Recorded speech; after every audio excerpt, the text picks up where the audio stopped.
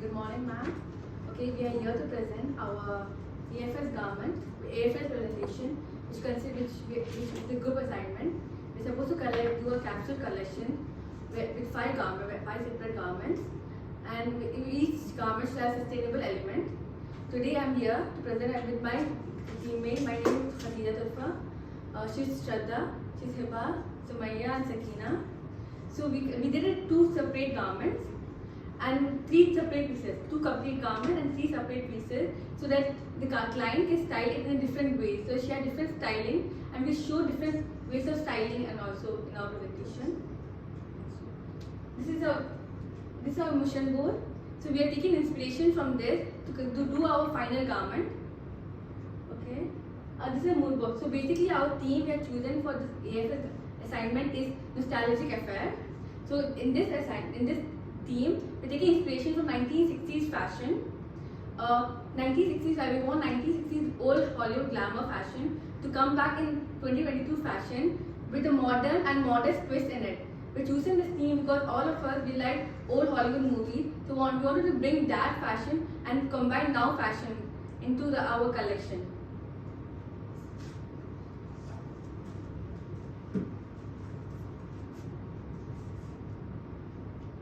So the color code which we have chosen is pearl pink, cinnamon truffle, and burgundy bliss and midnight velvet. So we have incorporated dark colors and light colors together, where there is pastel, there is pastel going on and there is dark colors going on. We have specially designed this palette for neutral undertone skin, and also keeping clients in our mind, which is UAE based. So we prefer dark colors, royal colors, luxurious color, as well as pastel is like it has more feminine urge in it, and it has soft. So we have incorporated them together because we wanted to mix them up later, because you know how capsule works. So we wanted it to come up very nicely when we mix it, so it goes well with them. So we thought that this palette would go well with our theme. So our target audience is modest influencers. So these influencers wants to try out trendy modest clothes. These are influencers basically.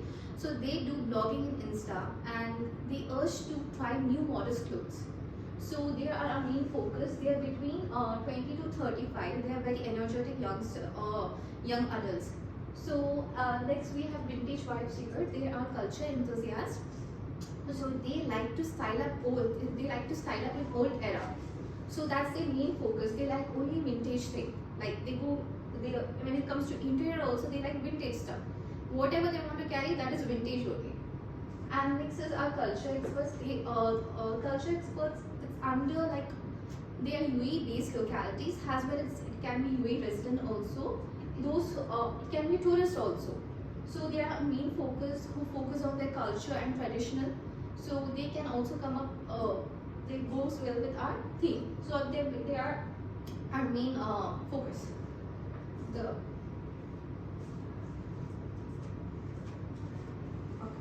Hi.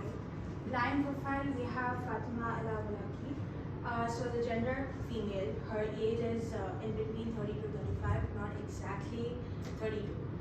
Occupation, working woman, so she works. She's an influencer as well as a mother. Disposed income is between 30,000 to 50,000. So approximately we asked her her monthly and yearly income. We have got like an estimate amount of 30,000 to 50,000. Then we have location, Dubai, UAE. She is born and brought up here. Her hobbies are traveling as well as shopping, which is everyone's. Then we have the client board. So this is her and her Insta handle as well as her TikTok handle. Then the name, profession, we have she's a fashion blogger. She usually styles her outfits, dresses. She has like a huge closet where she has vintage clothes, her mother's, some of the garments from her mother's, and she even goes for thrifting. She loves to collaborate different styles and put modesty in every way which is possible. Then we have the birthplace, UAE. She's a nationality is her Emirati. Then we have her phone number, and she's married with 3 children. Then we have her favorite fashion brand is called Spring. Then her favorite designer is Aldo and Dune. Then we have the collaboration. We asked her that if you want in the future 2 brands to collaborate, which would that be? And it is R&D and Aldo. Then we have her favorite skincare, which is number 7, and Eucerin. Then we have a makeup brand as Sally. Then we have the signature look. When she does makeup, she usually prefers according to her outfit, and then she goes with a bold makeup. So over here, if she's going with blue, she would put gold or red just to make that smoky look on her face. So we have the smoky eyes, the nude, pink nudes, and glossy lipstick. Then we have her brand style guide. So the influencer over here has chosen hijab. We asked her like, if you want us to design something for you, what would that element be? She went like, I want to wear some fancy hijabs, which is something very new, something you guys can collaborate and make it.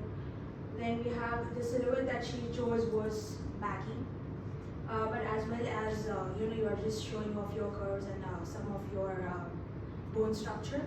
Then we have the prints over here. The prints, she wants the prints, something in the hijab to add like an element print. Then we have the materials, silk, satin, cotton, denim, and organza is what her style perfect guide is.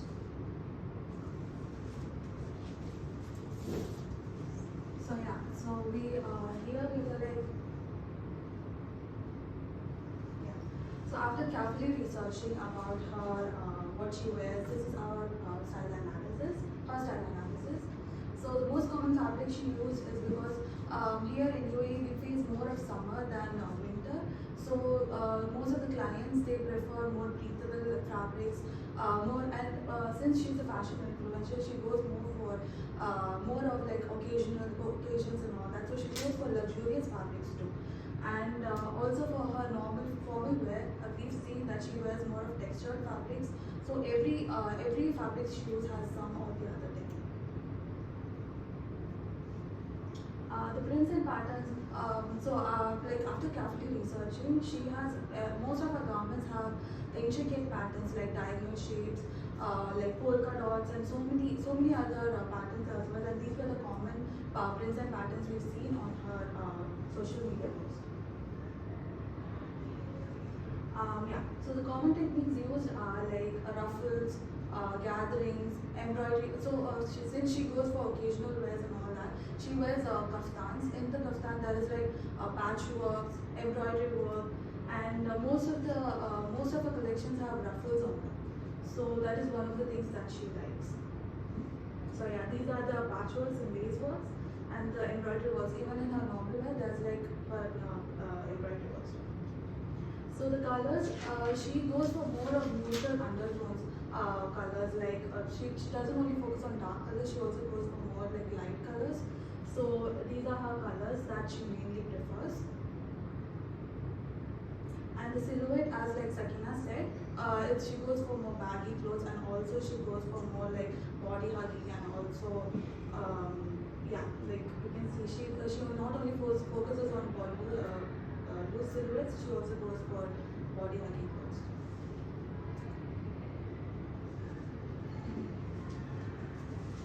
Our initial fabric was this, the fabric that we planned, but later on for the final garment we used this. So this one is net, this one is satin, this one is satin. Like all the fabrics except on this is satin. Since the capsule collection, all the fabrics match, and this matches our theme.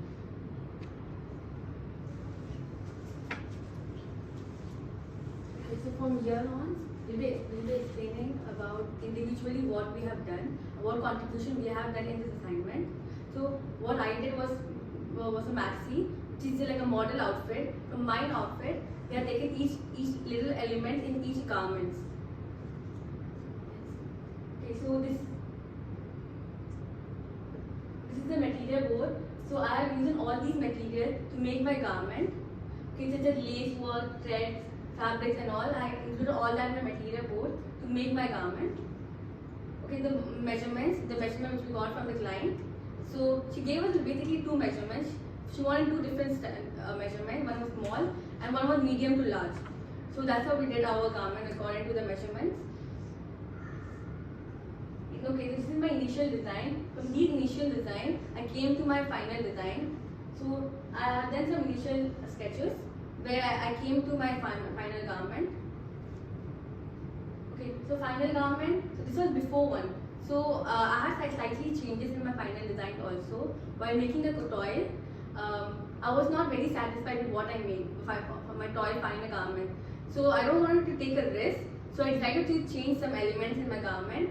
And then this was the initial one, and I changed it. I remained the top part same. The down part I changed into this one, where I got all the ruffles, gathered ruffles filled in down, and made an umbrella maxi, which is more modest than that one, because in that one where I'm doing a cascade and then the wrap skirt, so our leg can be seen. So I went for more modesty, so I choose this one. Okay, I had done all the things like draping, I added corset over there, then lacing, boning, puff sleeve, cuff, umbrella skirt, gathered ruffle fill. Detailed explanation. Okay, these are my flash sketches. How I did my so sustainable element. So the main sustainable element which I have chosen in my garment is reusing.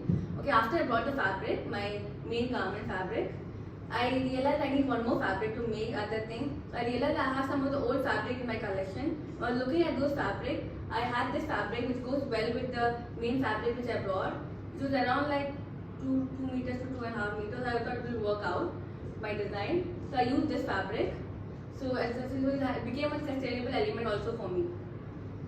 Next one, then it is trans-seasonal clothing. So trans-seasonal clothing is because the satin fabric, which is suitable for any weather, it's a breathable fabric. It's good for summer and winter. So this is like a small sustainable element which I had in my garment. Okay, pattern drafting. So this is the pattern drafting which was before and which was after. So in pattern drafting, I had some old paper from before modules that I used to make my patterns. So after making my toil, there were so many changes which I had to make. So I made a new pattern for better things because I don't want to make any mistakes in final garment. So I made a new pattern and then I started working on that. So this was my before one, and after changing, this is how it looks. Okay, this is the umbrella skirt and this is the puff sleeve pattern. Even for the umbrella skirt and this puff. This is the digital layout. How I did my layout in my for pattern cutting. So since I had two fabrics, so this was the main thing and this was for the ruffle and the draping thing. So just the square pieces of the fabrics. Okay, this is my toy making. So while making the toy, the sustainable element which I had is I had to take some fabrics from Sumaya because I did not have enough fabric. So I had borrowed fabric from her. So a sustainable element in my garment. So yeah, there was a lot of corrections while doing the toy also, which was the best thing. Otherwise, I had to do all the corrections in final garment. So doing toy, I had like shoulder problem, then the length, then this tie was loose, I had this tightening, which I did all, and then proceed to my final garment process. Okay, this was the final garment, but which I was not satisfied with ready. So this is how it looks without the frill. It's open over here this part, which I don't want it. I wanted it to completely cover up. So that's how it went. And this was how the final look with the cascade and all. Okay. So after changing the patterns and everything, I proceed my layouts. Okay. Okay. This is how I did my this final garment. I reuse the fabric for draping and ruffles. Gather ruffles for the bottom, and I use this satin fabric, both are satin fabric, and I use the main satin fabric for the other things in the garment, and I use this pink color lace, hand stitch done, and and then added them in the boning side from front and back.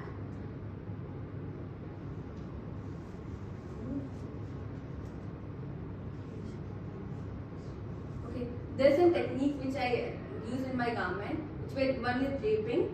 I use draping as a technique in my garment. I use ruffles in my garment as a technique, and I also use hand stitching as for stitching my lace in my garment. These are some of the techniques which I use in my garment.